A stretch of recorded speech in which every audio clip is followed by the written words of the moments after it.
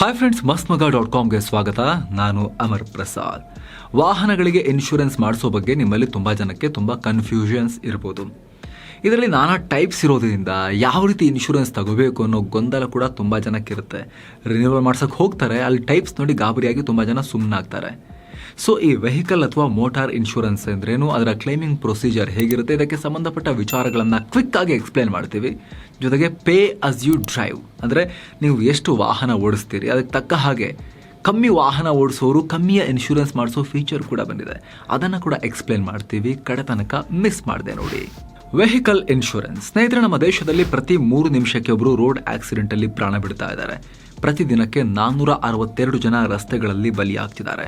ಭಾರತದಲ್ಲಿ 2022ರಲ್ಲಿ 4,61,312 ಅಪಘಾತಗಳಲ್ಲಿ 1,68,491 ಜನ ಪ್ರಾಣ ಕಳ್ಕೊಂಡಿದ್ದಾರೆ. ಇದರ 4ರಷ್ಟು ಜನ ಗಾಯಗೊಂಡಿದ್ದಾರೆ. ಇದರಲ್ಲಿ ಇನ್ವಾಲ್ವ್ ಆಗಿರೋ ಸಾವಿರಾರು ವಾಹನಗಳು ಮತ್ತೆ ಬಳಸಕ್ಕಾಗದಿರೋಷ್ಟು ಡ್ಯಾಮೇಜ್ ಆಗಿವೆ. ಈ ಆರ್ಥಿಕ ಹೊಡೆತವನ್ನು ಅವಾಯ್ಡ್ ಮಾಡೋಕೇನೆ ವೆಹಿಕಲ್ ಇನ್ಶೂರೆನ್ಸ್ ಬೇಕೇ ಬೇಕು. ನೀವು ಬೇಡ ಅಂದರೂ ಕೂಡ ಸರ್ಕಾರ ಬಿಡೋದಿಲ್ಲ, ಕಾನೂನು ಬಿಡೋದಿಲ್ಲ, ತಗೊಳ್ಳೇಬೇಕು ನೀವು ಕಾನೂನು ಪ್ರಕಾರ. 4 ವಿಧದ ವಾಹನ ವಿಮೆ.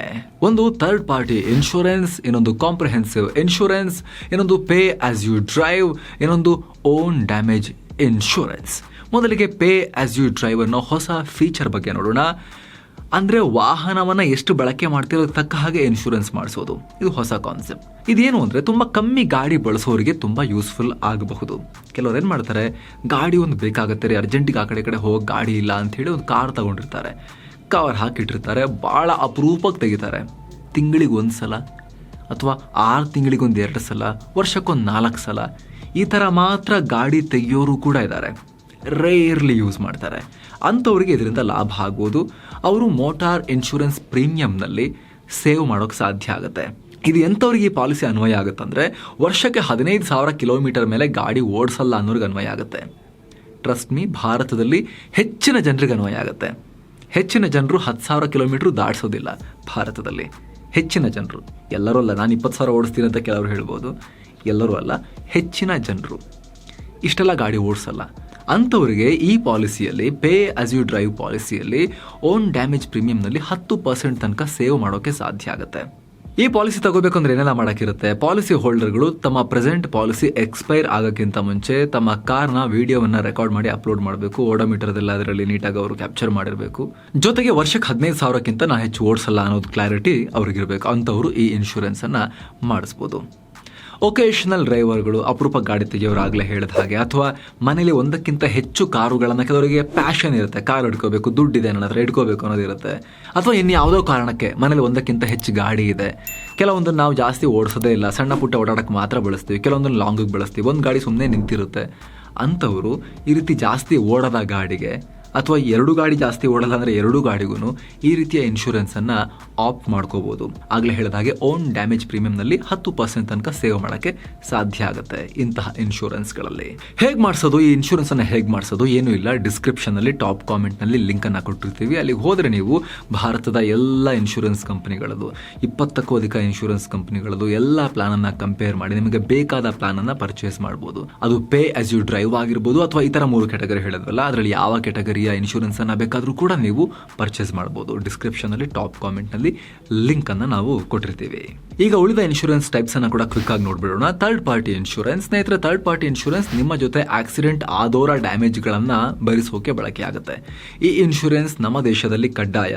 ಇದು ಪಾಪ್ಯುಲರ್ ಇನ್ಶೂರೆನ್ಸ್ ಅಲ್ಲ, ಯಾಕಂದ್ರೆ ಇದು ನಿಮ್ಮ ವಾಹನದ ಡ್ಯಾಮೇಜ್ಗಳನ್ನು, ನಿಮ್ಮ ಇಂಜುರಿಯನ್ನು ಕವರ್ ಮಾಡಲ್ಲ. ಕಮ್ಮಿಗೆ ಸಿಗುತ್ತೆ ಅಂತ ತುಂಬಾ ಜನ ಇದನ್ನು ಮಾಡಿಸ್ತಾರೆ, ಆದರೆ ಇದು ಸೂಕ್ತ ಅಲ್ಲ. Comprehensive insurance. ಸ್ನೇಹಿತರೆ, ಕಾಂಪ್ರಿಹೆನ್ಸಿವ್ ಅಂದರೆ ಅರ್ಥನೇ ಎಲ್ಲವನ್ನ ಒಳಗೊಂಡಂತ ಇನ್ಶೂರೆನ್ಸ್ ಅಂತ. ಸೊ ಆಕ್ಸಿಡೆಂಟ್ ಮಾಡಿದವರು, ಅದರಿಂದ ಹಾನಿಗೊಳಗಾದವರು, ಹಾಗೆ ವಾಹನಗಳ ರಿಪೇರಿ, ಈ ಎಲ್ಲವನ್ನ ಈ ಕಾಂಪ್ರಿಹೆನ್ಸಿವ್ ಇನ್ಶೂರೆನ್ಸ್ ಕವರ್ ಮಾಡುತ್ತೆ. ನಿಮ್ಮ ಹಾಗೂ ಥರ್ಡ್ ಪಾರ್ಟಿಯ ಗಾಡಿ, ಬಾಡಿ ಎಲ್ಲವನ್ನ ಕವರ್ ಮಾಡುತ್ತೆ. ಇದರಿಂದ ಇದು ಮೋಸ್ಟ್ ಪಾಪ್ಯುಲರ್ ಮೋಟಾರ್ ಇನ್ಶೂರೆನ್ಸ್. ಇದರಲ್ಲೂ ಕೂಡ ಬಂಪರ್ ಟು ಬಂಪರ್ ಅಂತ ಬರುತ್ತೆ. ಅದರಿಂದ ಕಾರ್ ರಿಪೇರಿ ವಿಚಾರದಲ್ಲಿ ಇನ್ನಷ್ಟು ಚೆನ್ನಾಗಿರೋ ಕವರೇಜ್ ಎಲ್ಲ ಸಿಗುತ್ತೆ. ಇನ್ನು ಎಷ್ಟೋ ಸಲ 5 ವರ್ಷದ ಟರ್ಮ್ ಇದ್ರೆ ಅದರಲ್ಲಿ 3 ವರ್ಷ ಕಾಂಪ್ರಿಹೆನ್ಸಿವ್, 2 ವರ್ಷ ಥರ್ಡ್ ಪಾರ್ಟಿ ಅಂತ ಆಪ್ಷನ್ ಇರುತ್ತೆ. ಪಾಲಿಸಿ ತಗೊಳ್ಳುವಾಗ ಅದನ್ನ ಚೆಕ್ ಮಾಡ್ಕೊಂಡಿರಿ. Insured depreciated value. ಸ್ನೇಹಿತರೆ, ನಿಮ್ಮ ವಾಹನಕ್ಕೆ 1-2 ವರ್ಷ ಆದಮೇಲೆ ನೀವು ಯಾವುದೋ ಕಾರಣಕ್ಕೆ ಇನ್ಶೂರೆನ್ಸ್ ಕ್ಲೇಮ್ ಮಾಡಬೇಕು ಅಂತ ಹೋದಾಗ ನಿಮಗೆ ಶೋರೂಮ್ನ ರೇಟ್ಗೆ ತಕ್ಕಂತೆ ಸಿಗೋದಿಲ್ಲ ಕ್ಲೇಮ್. ವಾಹನ ಹಾಳಾದ ಟೈಮ್ನಲ್ಲಿ ಅದಕ್ಕೆ ಏನು ರೇಟ್ ಇರುತ್ತೋ ಅಷ್ಟು ಹಣವನ್ನು ಇನ್ಶೂರೆನ್ಸ್ ಕಂಪನಿಗಳು ನಿಮಗೆ ಕೊಡ್ತವೆ. ಇದನ್ನೇ ಇನ್ಶೂರ್ಡ್ ಡಿಪ್ರಿಷಿಯೇಟೆಡ್ ವ್ಯಾಲ್ಯೂ ಅಥವಾ IDV ಅಂತಾರೆ. ಸೊ 2 ವರ್ಷ ಆದಮೇಲೆ 5 ಲಕ್ಷ ರೂಪಾಯಿ ಕಾರಿಗೆ 3 ಲಕ್ಷ ಕ್ಲೇಮ್ ಸಿಗ್ಬೋದು. ಈ ವ್ಯಾಲ್ಯೂವನ್ನು ಕಂಪನಿಗಳು ನಿಮ್ಮ ವಾಹನದ ಬ್ರ್ಯಾಂಡ್, ಮಾಡೆಲ್, ತಯಾರಾದ ವರ್ಷ, ರಿಜಿಸ್ಟ್ರೇಷನ್ ಆಗಿರೋ ಸ್ಥಳದ ಆಧಾರದ ಮೇಲೆ ಲೆಕ್ಕ ಹಾಕ್ತವೆ. ನಿಮ್ಮ ಇನ್ಶೂರೆನ್ಸ್ ಪ್ರೀಮಿಯಂ ಡಿಸೈಡ್ ಆಗೋದು ಕೂಡ ಇದೆ IDV ಮೇಲೆ. ಇನ್ಶೂರೆನ್ಸ್ ಯಾವಾಗ ಕ್ಲೇಮ್ ಆಗುತ್ತೆ?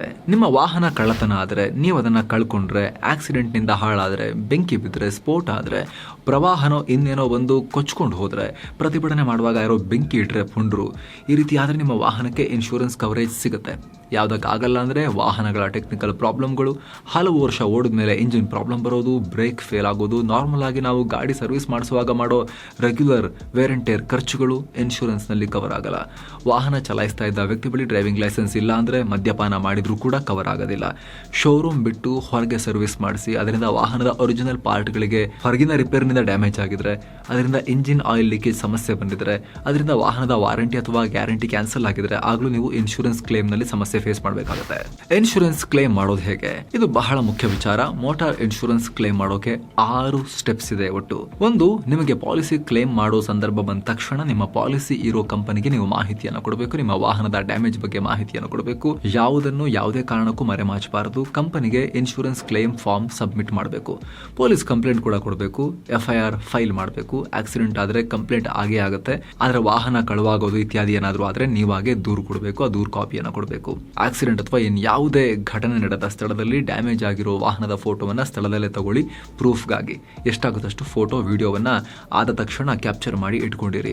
ಸರೌಂಡಿಂಗ್ ಎಲ್ಲ ತೋರಿಸೋ ರೀತಿನೇ ಇಟ್ಕೊಂಡಿರಿ. ಇನ್ನು ಇನ್ಶೂರೆನ್ಸ್ ಕಂಪನಿ ಕೇಳಿದ ಡಾಕ್ಯುಮೆಂಟ್ಗಳನ್ನು ಕೊಡಬೇಕು. ಸಾಮಾನ್ಯವಾಗಿ ಕೇಸ್ನ FIR copy, insurance policy copy, ಗಾಡಿ owner licence copy, RC copy ಕೊಡಬೇಕಾಗುತ್ತೆ.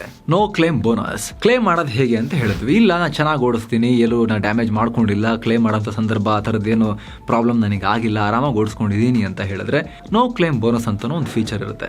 ವಾಹನಗಳ ಕೇಸಲ್ಲಿ ಅವುಗಳ ಹೆಲ್ತ್ಗಾಗಿ ಪಾಲಿಸಿ ಮಾಡಿಸೋದ್ರಿಂದ ಇಲ್ಲೂ ಕೂಡ ಆ ಆಪ್ಷನ್ ಇದೆ. ನೀವು ಅವಧಿ ಮುಗಿಯೋವರೆಗೆ, ಅಂದರೆ ಬೇಸಿಕಲಿ 1 ವರ್ಷ ಕ್ಲೇಮೇ ಮಾಡಲಿಲ್ಲ ಅಂದರೆ ನೆಕ್ಸ್ಟ್ ನೀವು ರಿನ್ಯೂವಲ್ ಮಾಡಿಸುವಾಗ ನಿಮ್ಮ ಪ್ರೀಮಿಯಂ ಸ್ವಲ್ಪ ಡೌನ್ ಆಗುತ್ತೆ. ಸಮ್ ಟೈಮ್ 50% ವರೆಗೆ, ಸಮ್ ಟೈಮ್ ರೇರ್ ಕೇಸಲ್ಲಿ 70-80% ವರೆಗೂ ಕೂಡ ಸೇವ್ ಮಾಡೋಕೆ ಸಾಧ್ಯತೆ ಇರುತ್ತೆ.